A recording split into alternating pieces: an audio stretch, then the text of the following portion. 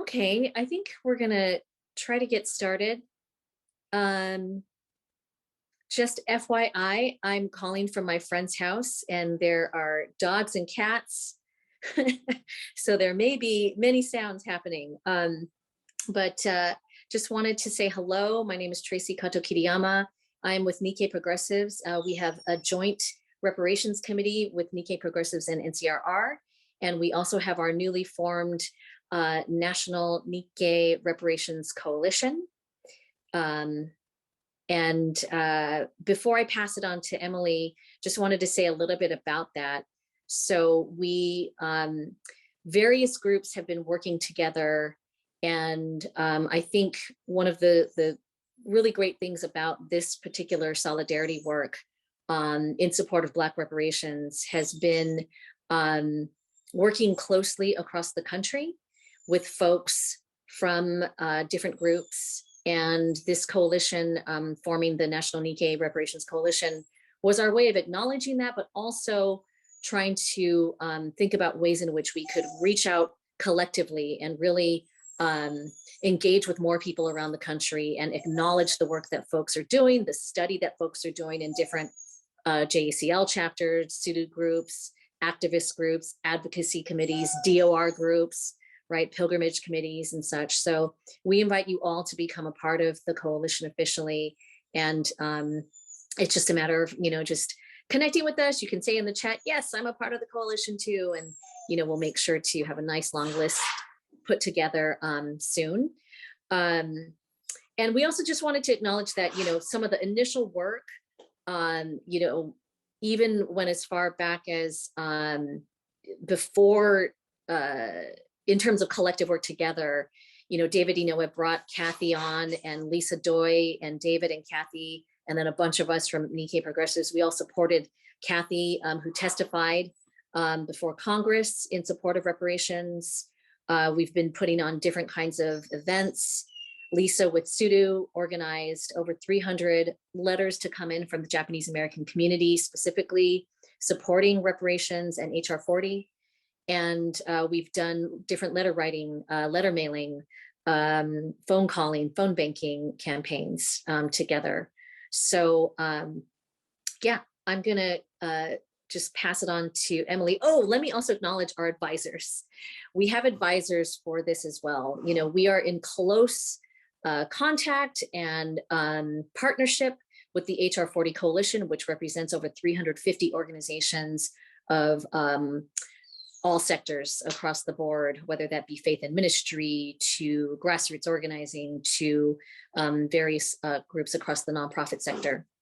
And in the forming of this coalition, we wanted to make sure that we have direct advisement. So we have folks, including Dreesen Heath from Human Rights Watch, Kenneth Henry, who's an OG veteran reparationist and is within COBRA, Reverend Mark Thompson, who is a leader in this movement and many other movements, and Jarrett Smith, who is with the Network for Catholic Social Justice. So good people, and we'll be growing our advisors list as well. And so, yeah, I'm going to send it now to Emily Akpan. Yeah, thank you so much, Tracy. I want to give a really quick shout out to all the Japanese American organizations who helped form this coalition, which includes Nikkei Progressives, NCRR, San Jose Nikkei Resistors, Portland JCL, Seattle JCL, Chicago JCL, National JCL, New York Day of Remembrance, Sudu for Solidarity, and so many other organizations that have recently joined us since we started our founders meeting, since we had our first founders meeting on May 2nd, I believe.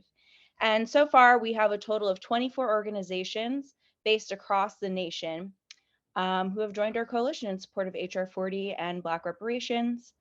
And in the chat, I am just sharing all the orgs that have joined us so far, since it would be a little bit hard to, or time consuming to say all the names at this time.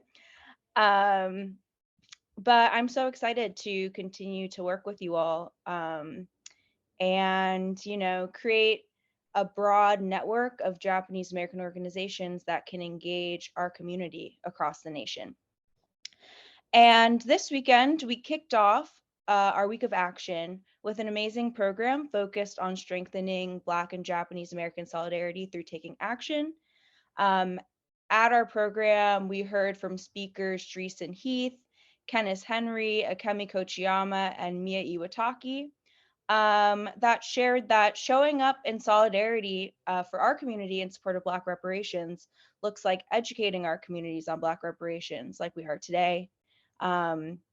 You know, getting loud and publicly showing our support for Black reparations now, including on social media, eventually in the streets, you know, and also building community, showing care, and building relationships in this work.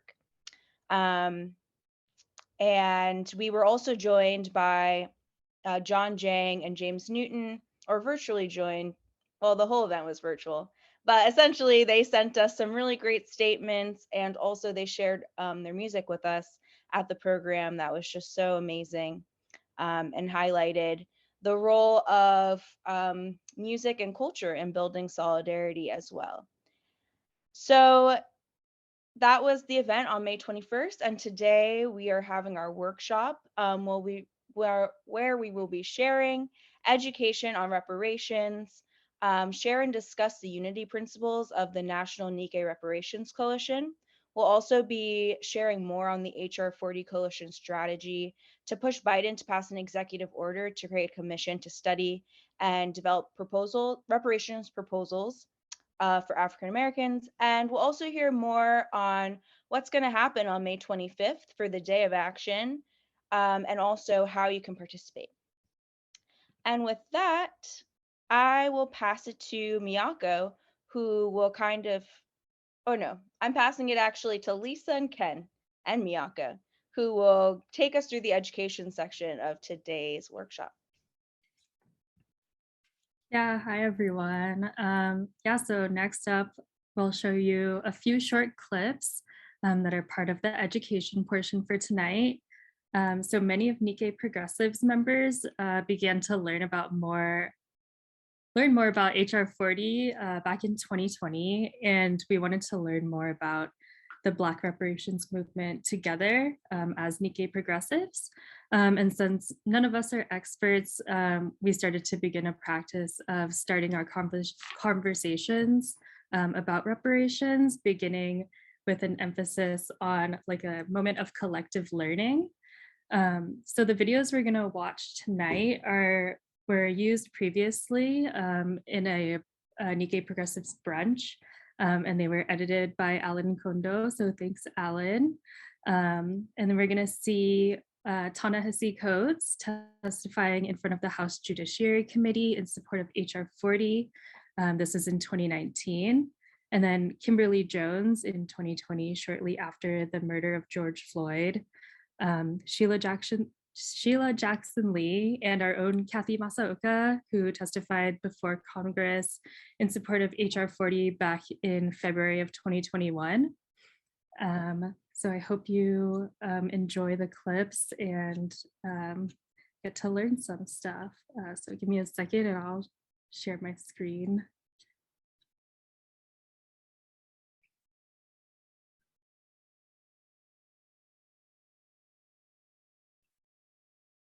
Then, oops, let me know if you can hear them.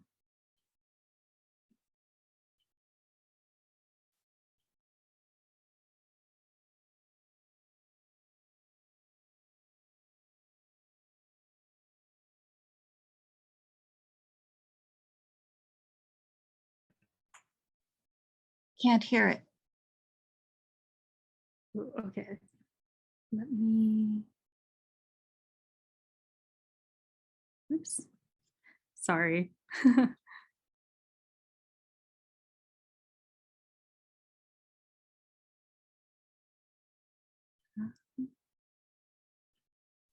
Did you check the box for including the audio? Include audio. It's on the share screen. Oh, okay. got it, I think.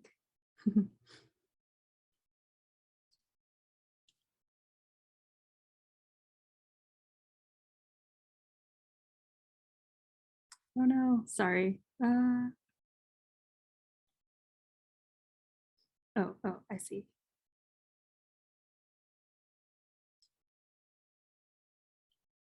Sorry. 1 second. Okay. I think I got it now.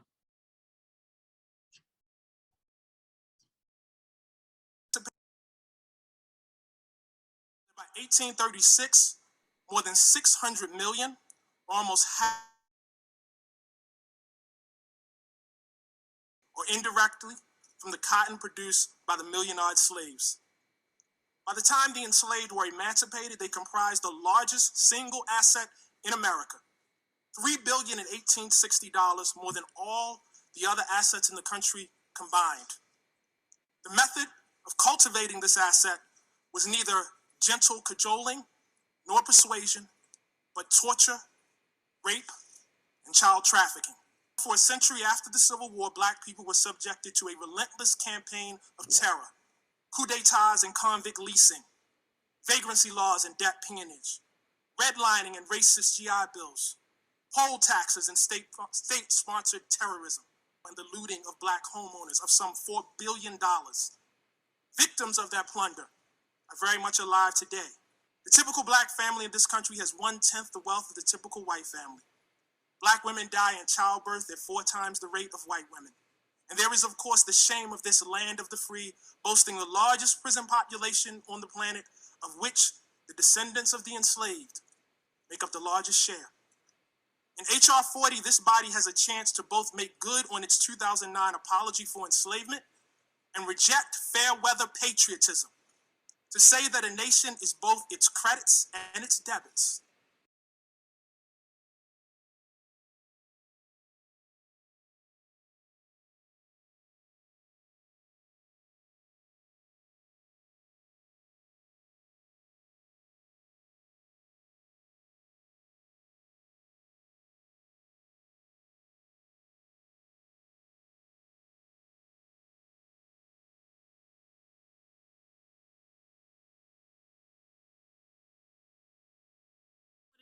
Let's ask ourselves why in this country in 2020, the financial gap between poor Blacks and the rest of the world is at such a distance that people feel like their only hope and only opportunity to get some of the things that we flaunt and flash in front of them all the time is to walk through a broken glass window and get it. Why are people that poor? Why are people that broke? Why are people that food insecure, that clothing insecure, that they feel like their only shot, that they are shooting their shot by walking through a broken glass window to get what they need? Now, if I right now decided that I wanted to play Monopoly with you, so for 400 rounds of Monopoly, you don't get to play at all.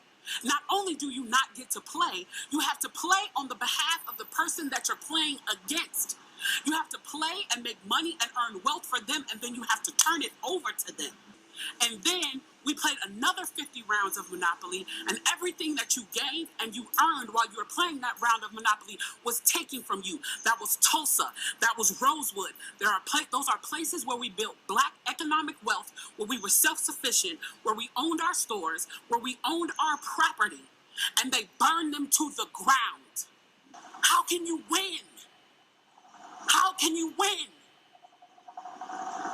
You can't win. The game is fixed.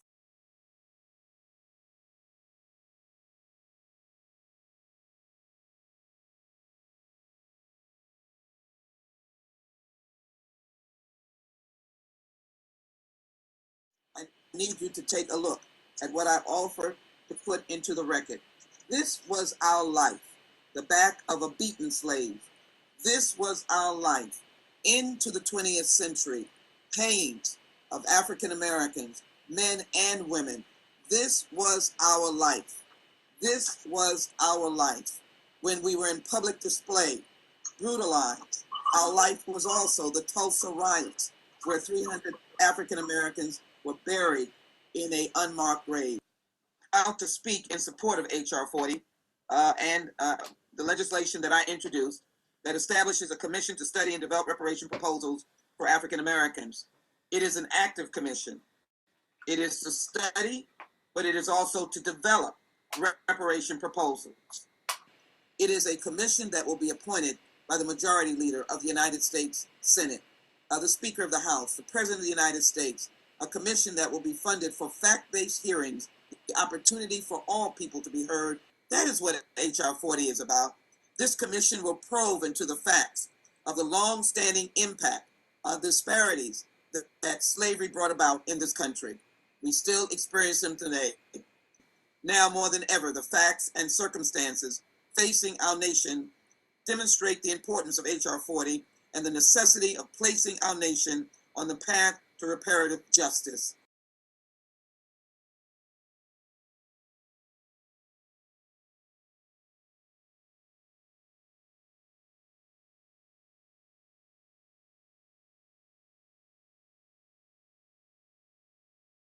We won reparations in 1988.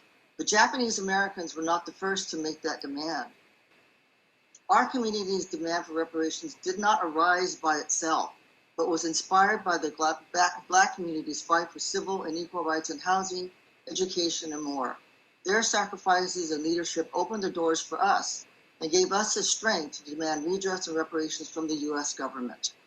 We have to acknowledge the generous support of many Black groups and individuals who supported us in our campaign for redress, like Congressman Mervyn Dimely, who authored a Japanese American Redress Bill in 1982, Representative Ron Dellums, who spoke in support of the bill, and the Black Congressional Caucus, and many others, including then California Assemblywoman Maxine Waters and the Reverend Jesse Jackson.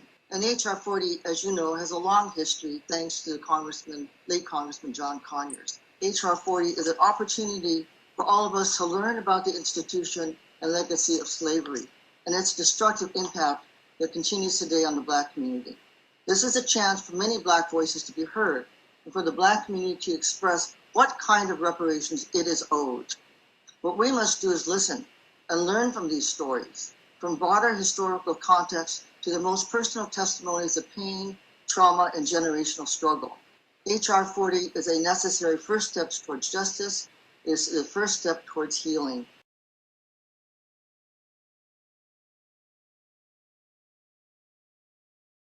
Okay, now I'll pass it on to Susan and Ken, who will continue the education portion.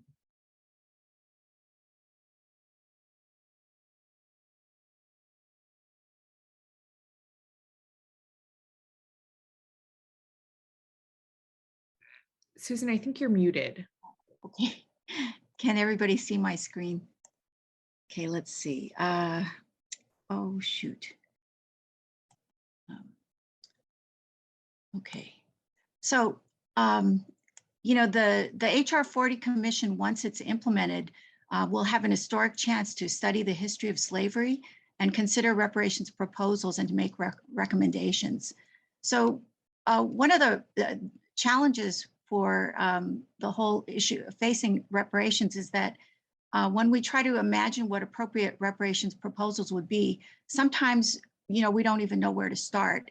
And sometimes people assume that it can only be one thing. And many people assume that the only option is individual monetary compensation. And then if you choose that you can't do anything else. So one thing that I think it's important to keep in mind is that there's a definition of reparations that's based in international human rights law. And many parts of what makes up the global reparations movement are using this definition. And that includes formerly colonized nations, such as in the Caribbean and in Africa and elsewhere. And it also includes the movement for reparations for slavery and its aftermath in the United States. And the HR 40 Coalition is guided by these definitions. So I think that these definitions allow us to think more creatively and broadly about what reparations could look like in the US. And they might also help us for Japanese Americans in our reflection on our own Japanese American redress and reparations struggle. So this is just a very, very brief intro into the 5 basics of reparations as defined by the United Nations that are being shared by the Movement for Black Lives in their toolkit on reparations. The first one is to stop the oppression and guarantee non-repetition. You know, it would be a travesty if people were given some kind of restitution, but that the mechanism that produced their oppression in the first place was allowed to continue and produce more victims. So this, the United Nations says, is a keystone of effective reparations. Restitution, restoration, and repatriation. The idea is to reverse the wrongful act if possible, to restore things like freedom or restore access to culture, livelihood, citizenship, or legal standing. It could also include repatriation, which includes the facility, the ability to be returned to one's place of origin. This is a very broad category, but this is an attempt to restore, make people whole. And this goes with the next one, which says that if restitution cannot be completed, then compensation is in order. This is required for financially accessible damage, and it is meant to be appropriate and proportional to the gravity of the violation and circumstances. Okay. The next one is satisfaction. I think that for Japanese Americans, in approaching our own redress struggle, one of the things that I think was really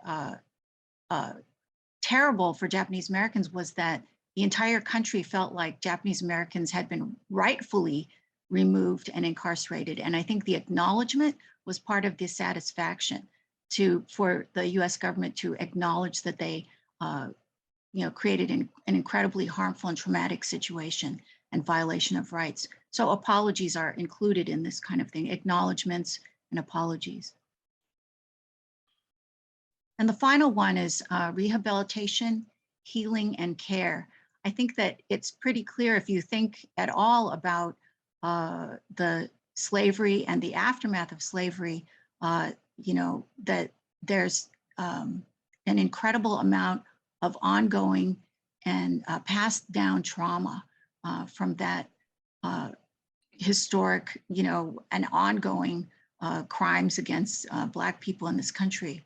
And so rehabilitation is really important. So you can have an apology, you can be restored, but people need to have their medical and legal and psychological well-being addressed.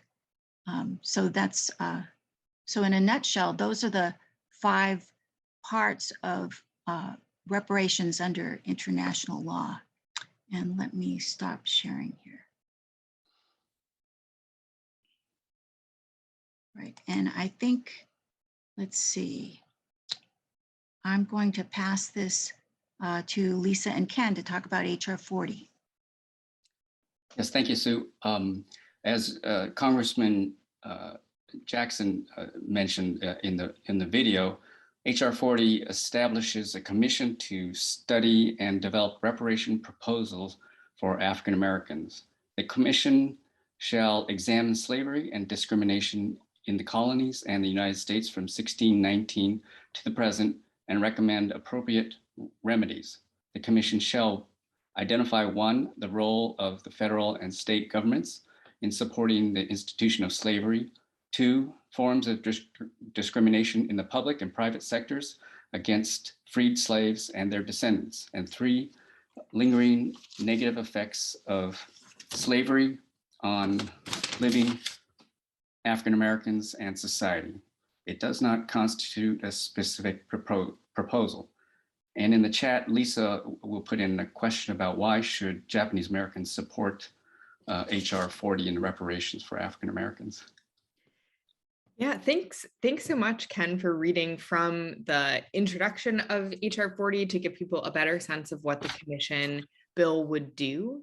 So yeah, we'd love to hear from everyone on the call tonight, hearing why do you support HR 40 and Black reparations? So I'll give folks a minute to put their answers in the chat, and then we'll start reading some of those as they come in.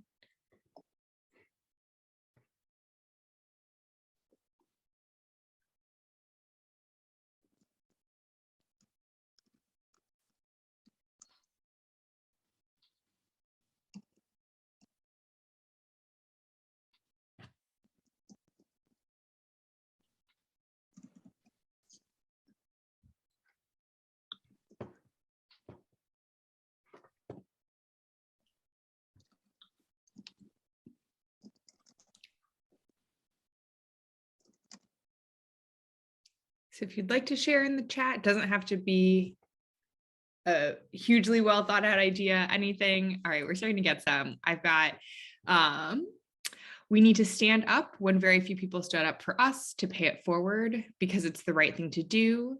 The nation needs to stop being in denial so we can start healing. Because I know how liberating Japanese American reparations were for my grandparents. We must build a world where all of us have an equal chance to grow. Now we're getting a ton, it's going too fast, because of collective liberation, restorative justice, and healing. It's overdue and a just thing to do. The country needs to acknowledge the continuing harms of slavery, racism, and begin to educate all people. As a descendant of enslavers, I am in support of HR 40, as well as families and corporations and institutions making personal partial reparations. The beginning of healing and repair, of vast and deep justice. Because the Black Civil Rights Movement and community has supported, inspired, and ignited Asian Americans and Japanese American social justice movements, including Japanese American reparations. Reparations is the basis for eradicating systemic white supremacy. In the same way that the country was built on land theft, it was built on slave labor, the impact of which has never been resolved to this day.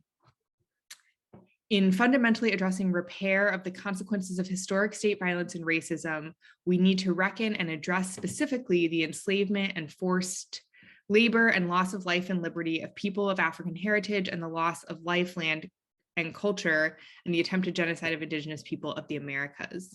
So thank you all so much. Those were, I mean, just really thoughtful and powerful explanations of why you support HR 40 and Black reparations. If you have more that you'd like to share, please continue to put it in the chat.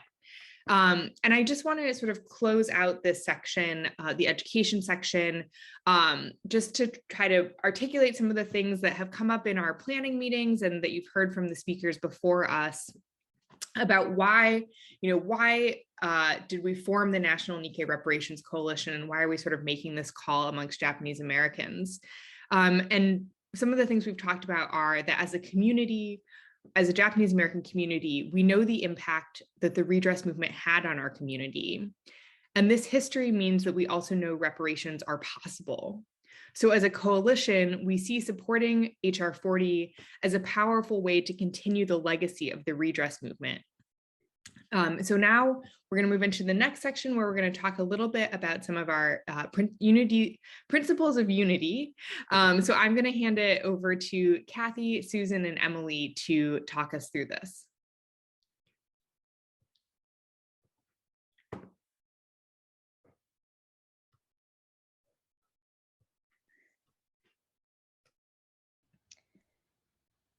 Okay, thank you, Lisa.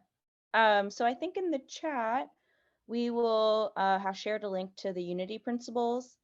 And these unity principles are statements that guide, ground, and motivate the work of our coalition. And as you review this document and we talk more about the unity principles, I just wanted to share to keep in mind that the National Nikkei Reparations Coalition acknowledges that this is a living document and that we honor it will likely evolve as we build our coalition, learn, and become more rooted in the movement for Black reparations, and that conversations, reshaping, and additions to our unity principles are welcome, and we'll continue to revisit them as we will tonight. And with that, I'll pass it to Cathy, who will share more. Okay, I'm going to talk from an individual perspective as an older Japanese American sansei that was involved in the redress movement for Japanese Americans. And I just want to say that it was probably the most meaningful and significant event of my adult life, and continues today. It's not over. And I think I speak for maybe many of us that are older sansei that were involved. And so what I want to say, why is that? I think that, it brought together so many things. It brought together the things that we had learned as students in the 60s and the influence of third world solidarity and being part of that sort of guided our thinking as we fought for Asian American studies and, saw ourselves as part of the, Yellow Power movement and all of the different power movements. That continued into our work in our Japan towns, Nihon Machis, little Tokyos.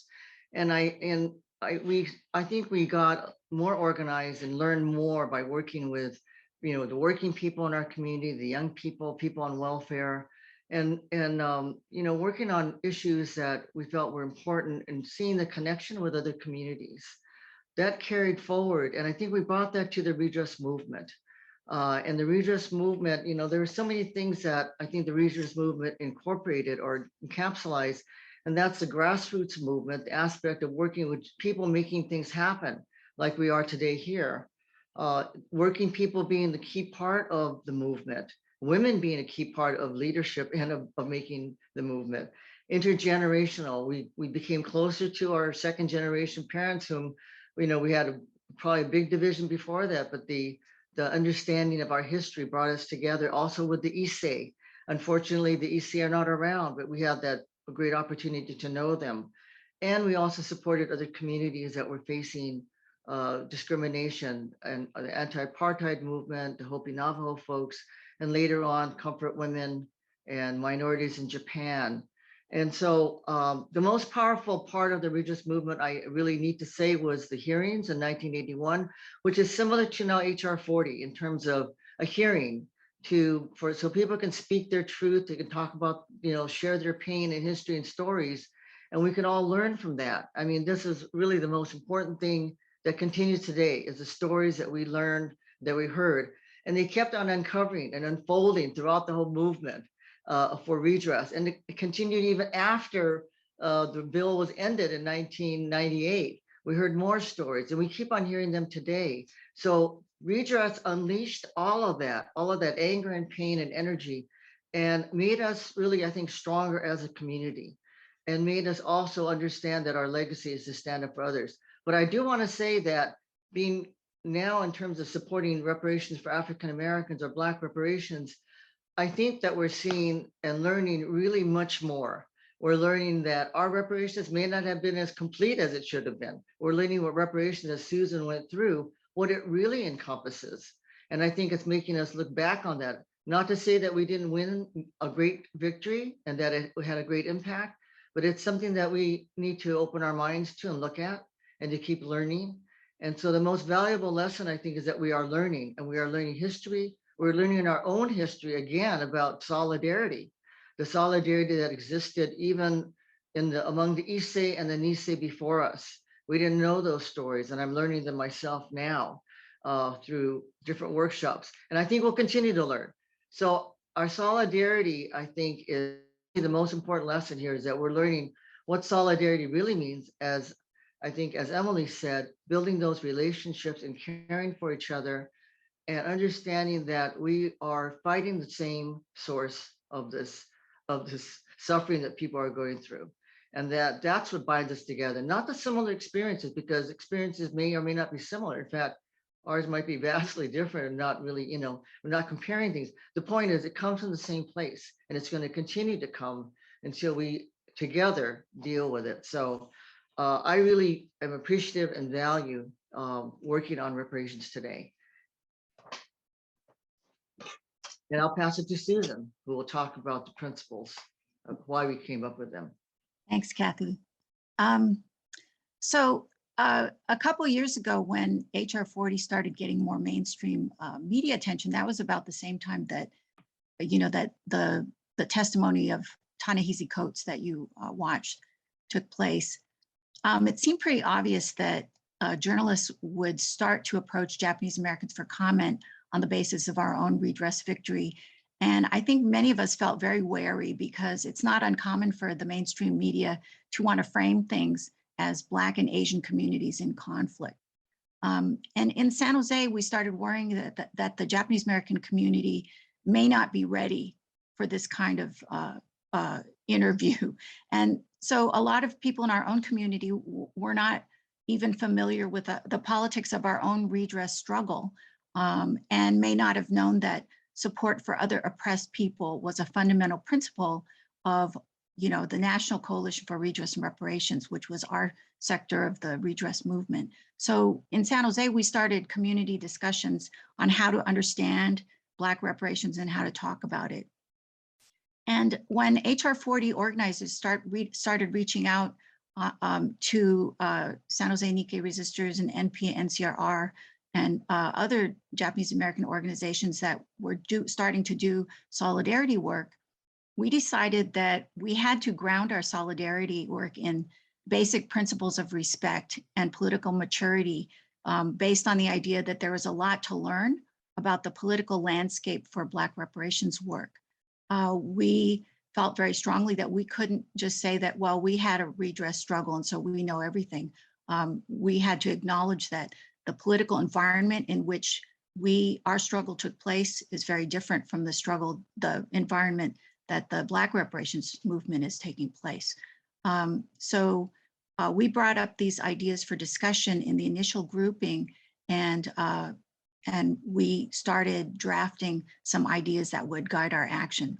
So we felt that we had to operate on the basis of well thought out principled unity on why and how we conduct ourselves so as to have the greatest positive impact, and in order to foster solidarity and comradeship with HR 40 organizers and supporters. So these are the principles that we came up with. And one of the principles is that we're going to keep learning. So we feel like this is a working document, as even since we initially drafted them, they've gone through changes as we've learned more as part of our work. So I want people to keep that in mind also. And so we are very interested in finding out what everybody's thinking is on these ideas that we're putting forward as principles of unity. So let's see. Oh, okay. I guess I'm supposed to introduce what we're going to next. We're going to have some breakout room discussion. And let's see, did somebody put the, if somebody could put the breakout room document in the chat. So what we're going to do is we're going to break up into smaller groups, and we would like people in the small groups there's going to be a facilitator. And if for some reason your group doesn't have a facilitator, please volunteer. And we'd like all the groups to review the principles of unity and discuss them. And each breakout room will have a designated page in that document where you can write your notes. And we're interested in people's suggestions or feedback or just questions. And if people have time, we would be very interested in finding out what you think you might be able to do in your local area to support HR 40 and reparations. So let's see. So, okay, so there's the breakout room document in the chat. And I hope that people can take a look at that. And then I think we're going to be launched into our breakout rooms at any moment. So who is the launcher? Is that Lisa? Okay, are we all back? Are we coming back? Oh gosh, I don't like being spotlighted like that. Let me let me go to gallery view for myself. Like too big. All right. Hi, David. How's it going? Well, we are here, folks, to just check in a little bit about what's coming up next. And first of all, I just want to say I really enjoyed the discussion in the small breakout rooms. If anyone wants to add some of their thoughts that came up, you can put that in the chat. That would be really great. But David and I are just going to speak a little bit about the shift in strategy.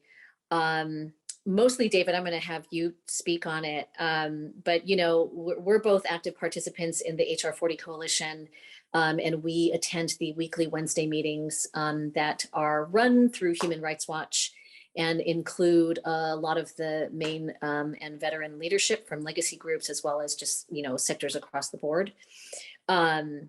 So, you know, there's been a long path towards this point, but folks like Nikichi Taifa and Kenneth Henry, they've been calling for this shift for a long time because, you know, this piece of legislation, HR 40, has been introduced for over 30 years, 3 decades of reintroduction into the House. And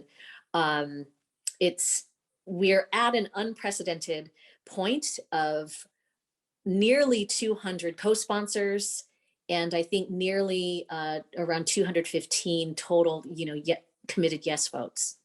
And yet House leadership, refuses to bring this to the floor for a vote for various reasons, and things that they'll always say. So, we are now shifting towards this push to get the Biden administration to create an executive order that would follow the same principles of the HR 40 piece of legislation calling for a commission to study and develop reparations proposals.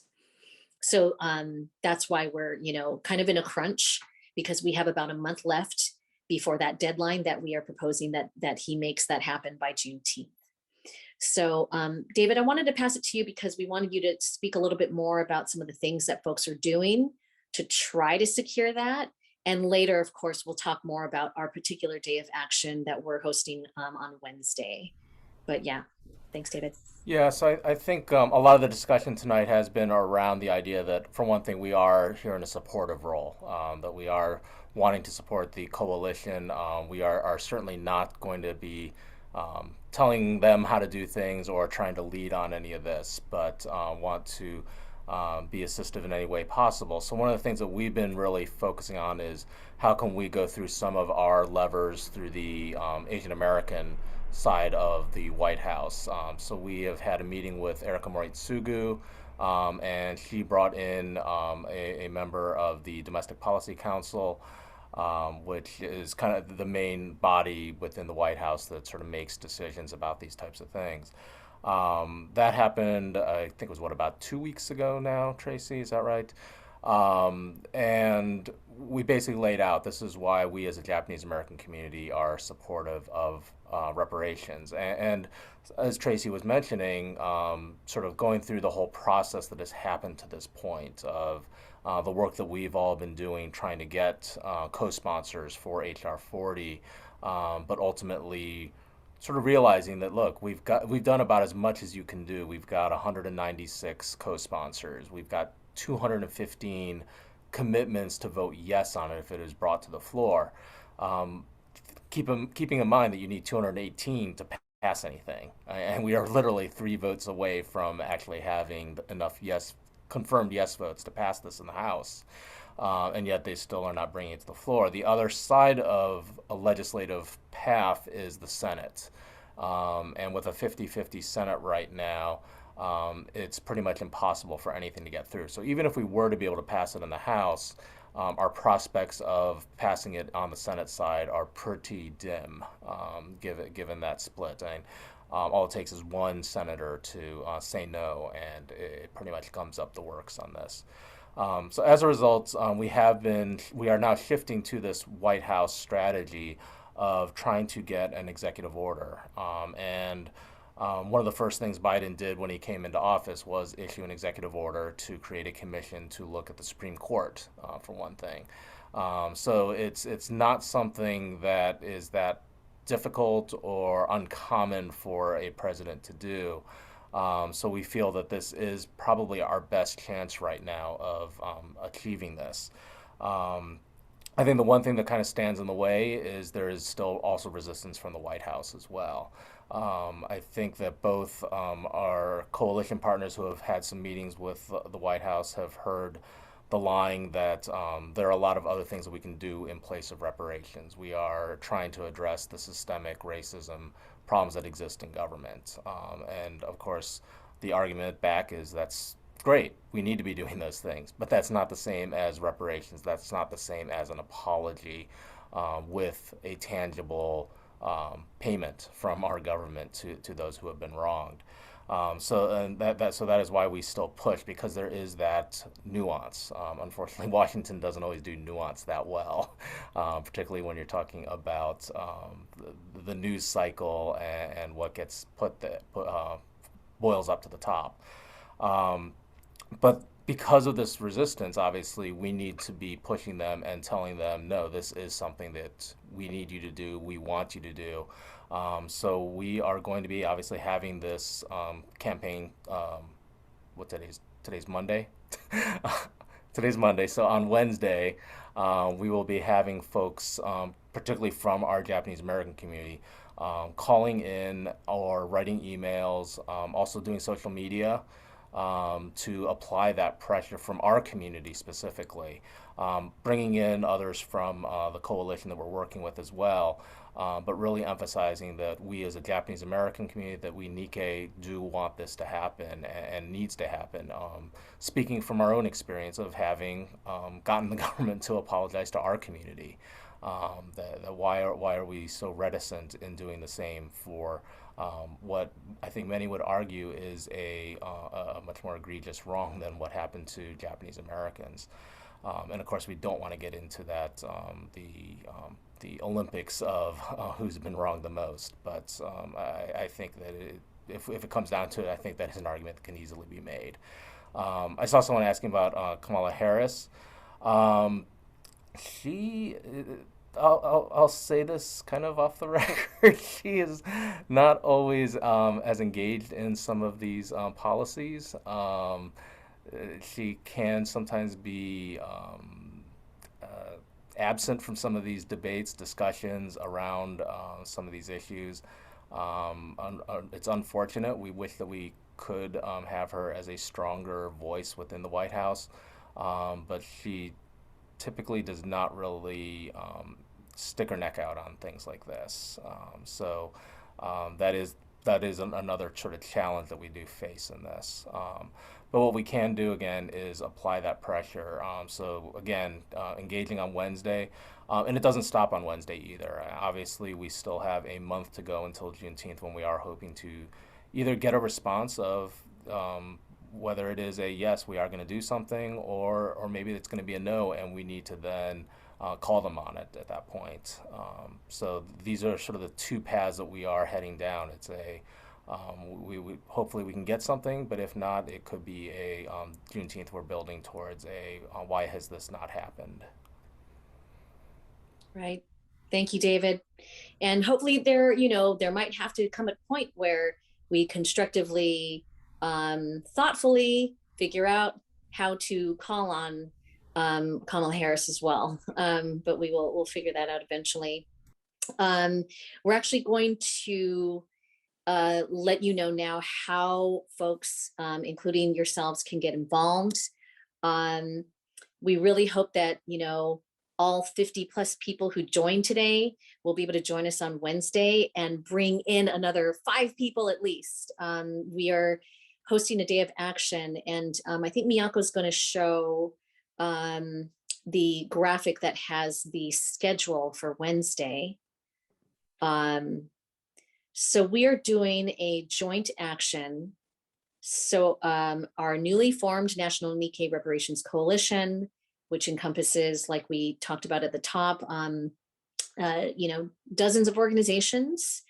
We are in support of the HR 40 coalition, and for this demand for an executive order, we are hosting this day of action this Wednesday. And we hopefully there's a way to email. I don't know, Lisa, maybe you'll know this, how we can email this graphic to all the people who participated today.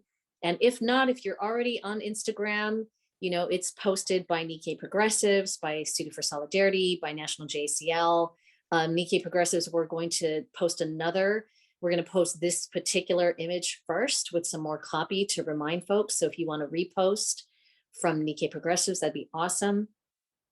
What we're doing is we're having 5 one-hour sessions, and you see it as block 1, block 2, block 3, block 4, and block 5.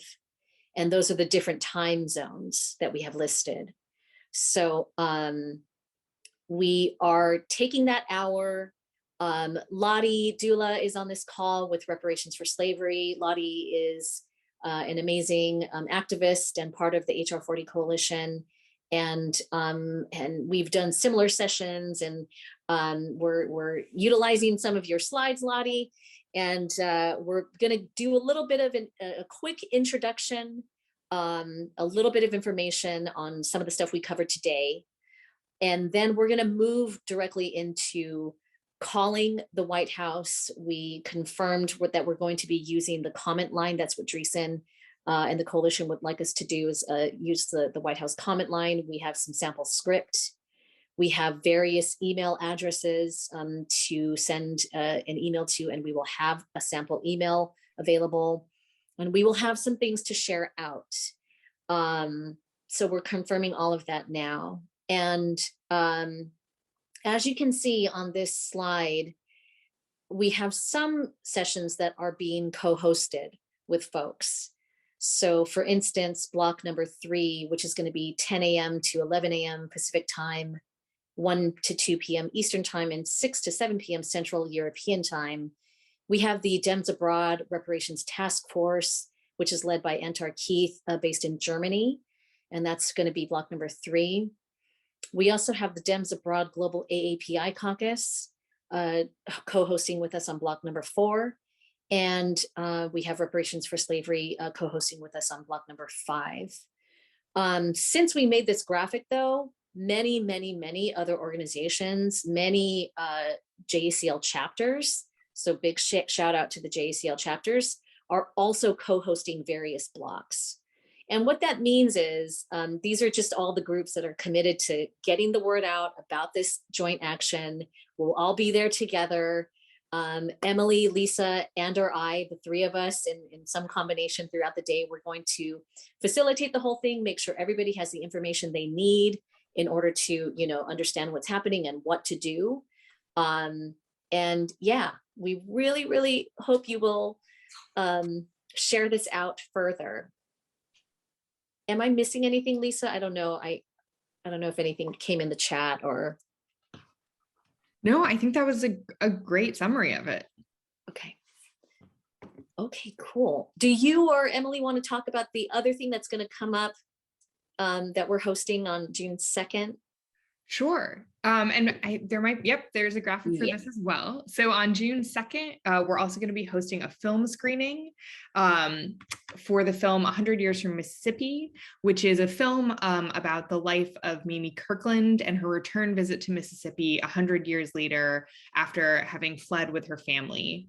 After the screening of the film, we'll be joined by filmmaker Tarabu Kirkland and his spouse and Asian American activist Nobuko Miyamoto. So I'll put that information in the chat, and we'll also send out the link by email afterwards to help you register if you're interested. And just something that was put in the chat, but I'll just say out loud, Lori asked if on Wednesday people are expected to show up for all 5 hours. No, please show up for 1 hour.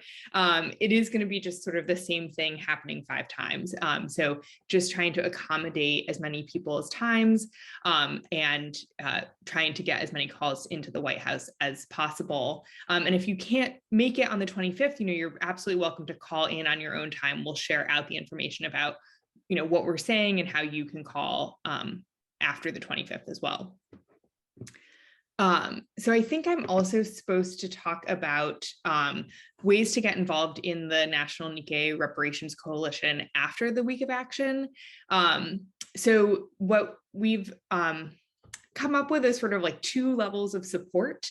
We have a more informational mailing list where if you're just interested in getting sort of occasional updates about what's going on with the National Nikkei Reparations Coalition, particularly if you have other organizations or communities that you're part of where you would like to share out this information on behalf of the coalition, I just put the link for that in the chat. And then we're also meeting weekly. Currently we're meeting on Mondays, but I think after Juneteenth, we might switch to Tuesdays and we'll decrease our frequency. Currently we're meeting once a week, but we might decrease that to once a month or once every 2 weeks. But if you would like to get involved in the planning side of things and attend those weekly meetings, I'll put that link in the chat as well. And after I do that, I will check out the Google Doc. And I think that was what I was supposed to talk about in terms of next steps, in terms of how you could get involved in the coalition. So maybe I'll bring Cathy and Susan back on to close us out, or cover anything that I missed. Susan? Okay, so I'll just start out by saying that, you know, the film screening is something that we think is an example of something that if you're doing something in your local area and you want to share it, because this film really will, Nobuko Miyamoto and Taro really wanted to offer it to us to support the work around reparations and as a way of, you know, supporting all of our organizations. I think it's a good film for people that maybe want to just start to learn the history and to start to understand that. So it really would encourage you to invite and your members and community folks to log on to the film. You can also see the film on Apple TV and Prime Video and some other platforms. So if you don't want to see it at 5 o'clock, you can see it on your own and then join at 6:15-ish for the actual conversation, which will be really interesting to hear from them because they live with Mamie and saw her often, and she was part of a Los Angeles community as well.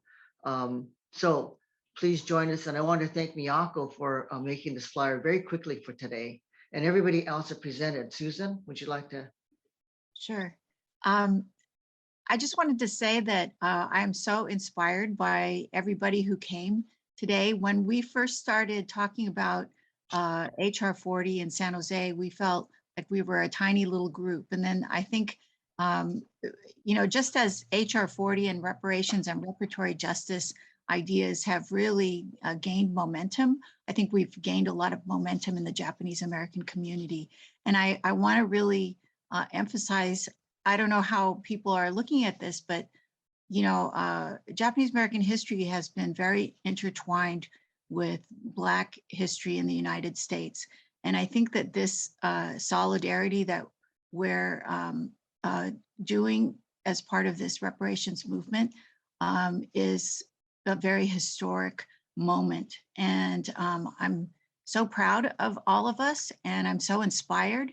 And I think, you know, when you go out in your community and talk to people about this, you can feel confident that there's a lot of people behind you and that a lot of people with you, and we're standing shoulder to shoulder. And so I think this is really exciting. And thank everybody for coming, and be sure to spread the word. And there's now a recording of the May 21st program that is also very inspiring. I don't know if anybody has that link that they can put that in the chat too, because if you miss that, it's a really long program, but it's really excellent. It's got music and a culture, collaboration between John Jang and James Newton. And it's also got an incredible panel of reparations activists. So please check that out if you didn't get a chance in the first, and share it with your friends. But thank you so much, everybody. And thank you, everybody who helped with this workshop. Thank you.